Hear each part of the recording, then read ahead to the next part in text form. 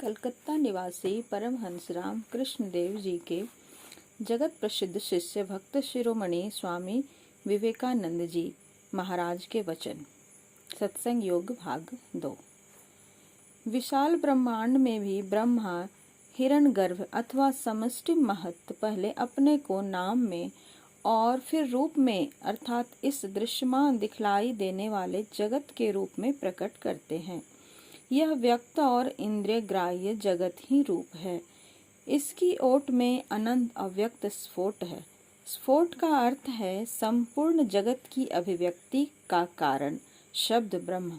समस्त नाम अर्थात भाव का नित्य समवायी उपादान स्वरूप नित्य स्फोट ही वह शक्ति है जिससे भगवान इस जगत की रचना करते हैं।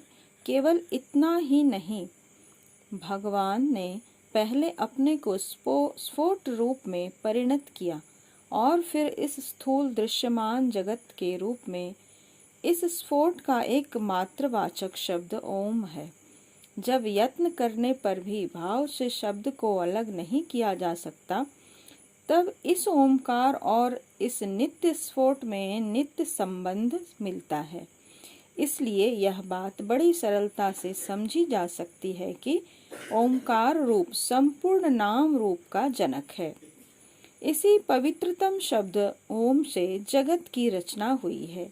यदि शंका करो कि शब्द और भाव में नित्य संबंध अवश्य है, पर एक भाव के प्रकट करने वाले अनंत शब्द हो सकते हैं, इसलिए संपूर्ण जगत की अभिव्यक्ति के कारण स्वरूप सब भावों को प्रकट करने वाला केवल एक शब्द ओमकार ही है, यह कहना ठीक नहीं। तो उत्तर में कहा जा सकता है कि ओमकार ही इस प्रकार सर्व भाव व्यापी वाचक शब्द है और कोई शब्द इसके समान नहीं है। स्फोट संपूर्ण भावों का उपादान है, फिर वह कोई पूर्ण विकसित भाव नहीं है। यदि भिन्न भिन्न भावों के परस्पर भेद को दूर कर दिया जाए तो यही स्फोट ही शेष रहेगा, और जब किसी वाचक शब्द द्वारा अव्यक्त स्फोट के प्रकाश करने की आवश्यकता होने पर वह उसे इतना स्पष्ट कर देता है कि फिर उसका स्फोट तत्व ही नहीं रह जाता।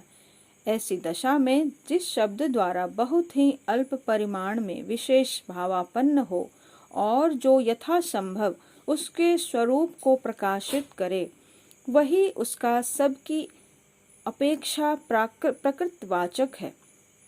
ऐसा प्रकृतवाचक शब्द ओमकार केवल ओमकार है, क्योंकि अ उ म एक साथ ओम इस प्रकार उच्चारित होने से सब प्रकार के शब्दों के साधारण वाचक हो सकते हैं और सभी में अन्य अक्षरों की अपेक्षा अल्प विशेषता रखने वाला अक्षर है।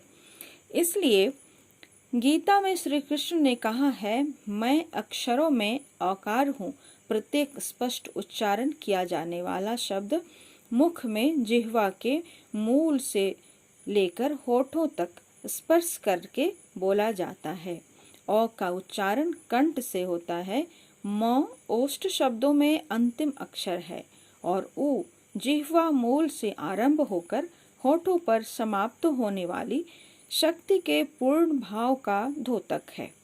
प्रकृति रूप से उच्चारित होने पर यह ओमकार संपूर्ण शब्दोच्चारण व्यापार का सूचक है और किसी शब्द में यह शक्ति नहीं है।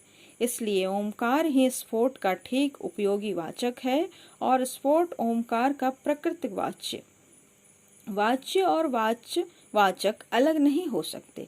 इसलिए ओम और स्फोट एक ही पदार्थ है। स्फोट व्यक्त जगत का सूक्ष्मतम अंश है, ईश्वर का अत्यंत निकटवर्ती और ईश्वरीय ज्ञान का प्रथम प्रकाश है। इसलिए ओमकार ईश्वर का प्रकृतवाचक है। जिस प्रकार एक अखंड और सच्चिदानंद ब्रह्म को अपूर्व जीवात्मा विशेष भाव और विशेष गुण वाले रूप में देखते हैं, उसी प्रकार साधक इस देह रूप जगत को भी मनोभाव के अनुसार भिन्न भिन्न रूप में पाते हैं। हे नचिकेता, यह आत्मदर्शन यह तत्व ज्ञान बहुत ही कठिन विषय है। यह मार्ग बहुत विस्तृत है। निश्चित स्थान पर पहुंचना कोई आसान काम नहीं।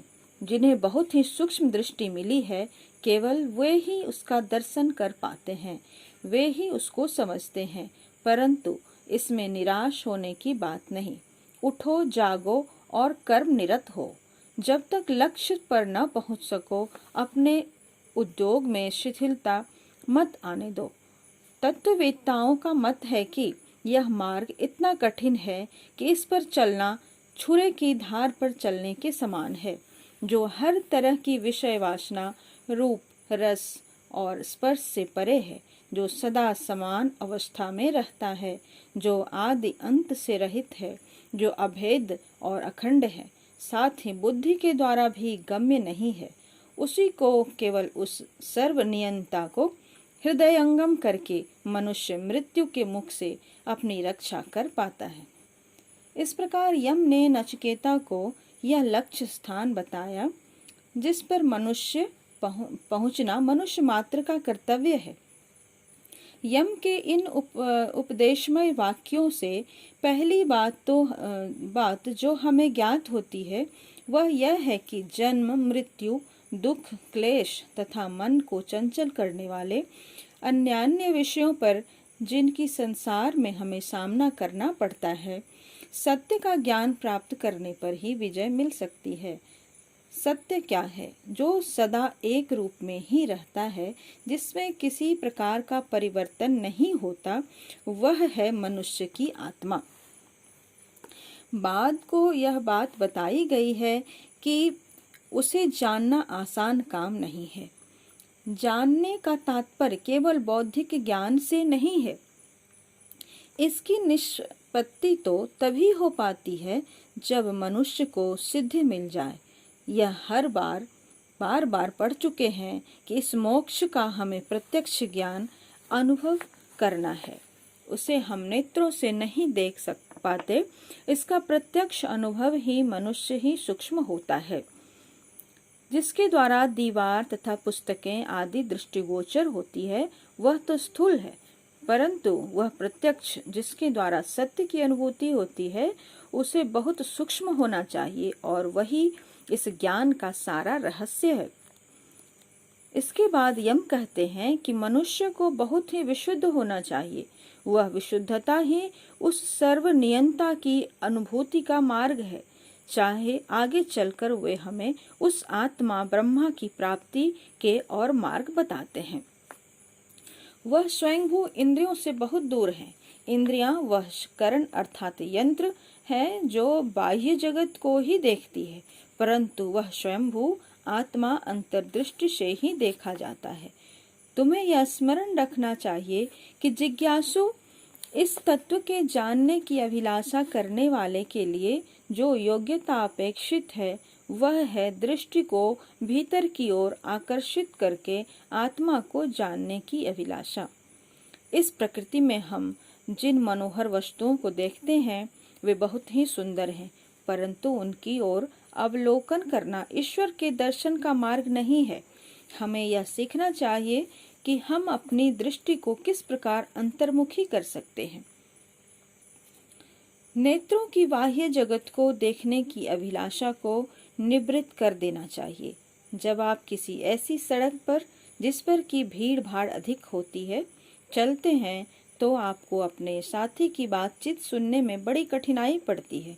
बात यह है कि उस सड़क पर जो इक्के गाड़ियां चलती हैं, उनकी घड़घड़ाहट से वहां बड़ा कोलाहल मच जाता है। वहां इतना कोलाहल होता है कि आपका साथी भी आपकी बातें नहीं सुन पाता। बात यह है कि आपका मन दूर की बातों में लग जाता है और आप अपने पास के आदमी की बात नहीं सुन पाते। ठीक इसी प्रकार हमारे आसपास जो संसार परिव्याप्त है, वह इतना कोलाहल करता है कि मन को बाहर की ओर खींच ले जाता है। तब भला हम आत्मा को कैसे देख सकें?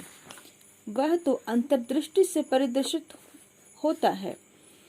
उसकी बाहर जाने की प्रवृत्ति रोक दी जानी चाहिए। नेत्रों को अभ्यंतर की ओर फेरने का यही तात्पर्य है। उनकी बहिर्भूत होने की प्रवृत्ति जब जाती रहेगी, तब उनमें केवल उस सर्वनियंता की ही महिमा परिलक्षित हो सकेगी। आत्मा क्या है? हम यह पढ़ चुके हैं कि बुद्धि से भी परे है। साथ ही यह भी पढ़ चुके हैं कि यह आत्मा शाश्वत और सर्वव्यापी है।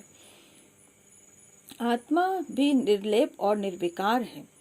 उसमें किसी प्रकार का परिवर्तन संभव नहीं है। इस प्रकार विभु सर्वव्यापी जीव केवल एक ही हो सकता है। ऐसे दो जीव नहीं हो सकते जो कि समान रूप से ही सर्वव्यापक हो सके। यह कैसे संभव है? इस तरह की दो सत्ताएं नहीं हो सकती जो अनंत हो। इस बात से यह परिणाम निकलता है कि वास्तव में एक ही आत्मा है और हम, आप तथा समस्त विश्व एक होते हुए भी अनेक रूपों में परिलक्षित होते हैं।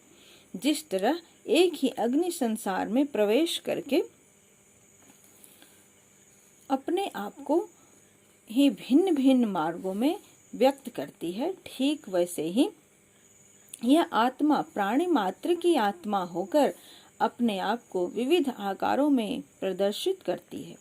अब यह प्रश्न उदय होता है कि यदि यह आत्मा निर्दोष और विशुद्ध है और समस्त विश्व की एकमात्र सत्ता है, तो इसके किसी पापी और दुराचारी या धर्मनिष्ठ और सदाचारी शरीर में प्रवेश करने पर इसकी क्या गति होती है? यह निर्विकार किस तरह रह सकती है? प्राणी मात्र के नेत्रों में जो दृष्टि शक्ति है, उसके एकमात्र कारण सूर्य है। किंतु यदि किसी को नेत्र दोष होता है, तो वह अपने उस दोष की छाया सूर्य पर डालने से समर्थ नहीं हो पाता। यदि किसी को पांडु रोग हो गया होता, तो उसे सारी वस्तुएं पीली ही पीली दृष्टिगोचर होती। उस व्यक्ति की भी दृष्टि शक्ति के कारण सूर्य ही, किंतु उनके नेत्रों में हर एक वस्तु को पीली देखने का जो गुण है, वह सूर्य को तो नहीं स्पर्श कर पाता। इसी तरह यह एकमात्र जीवात्मा प्रत्येक प्राणी के शरीर में व्याप्त रहकर भी बाहर की पवित्रता या अपवित्रता के संस्पर्श से बचा रहता है। यह क्षणभंगुर संसार में उस सनातन को जानता है। इस क्षणभंगुर संसार में जो उस सनातन को जानता है, इस अचेतन जगत में जो उस एक चेतन को समझता है, वह बहुतत्वमय ब्रह्मांड में जो उस एक रूप को जानता है और उसे अपने अंतःकरण में देखता है, वही उस चिरनंदन परमानंद का अधिकारी होता है, दूसरा नहीं। जहाँ सूर्य नहीं प्रकाशित होते, चंद्रमा, तारागण तथा विद्युत की भी प्रभा नहीं दिखाई पड़ती, फिर भला अग्निशिखा का पूछना ही क्या। उसके प्रकाशमान होने पर सभी वस्तुएं प्रकाशमान होती है। जब मनुष्य के हृदय को क्लेश देने वाली सभी अभिलाषाओं का अंत हो जाता है, तब जरा मरणशील प्राणी अमर हो जाता है। उस दशा में ही उसे ब्रह्म की प्राप्ति होती है। जब हृदय के सारे कल्मश विलीन हो जाते हैं, जब उसकी सारी ग्रंथियां विनष्ट हो जाती है, केवल तभी यह जरा मरणशील मानव अमर हो पाता है। यही उसके अमर होने, मुक्त होने का मार्ग है। इस विषय का अध्ययन हमें फलदायक हो, इस विषय का चिंतन हमारे लिए फलदायक हो, यह हमारा भजन हो, यह हमारे शरीर का बल हो। हम एक दूसरे को घृणा की दृष्टि से ना देखें, सब लोग शांति पूर्वक निवास करें।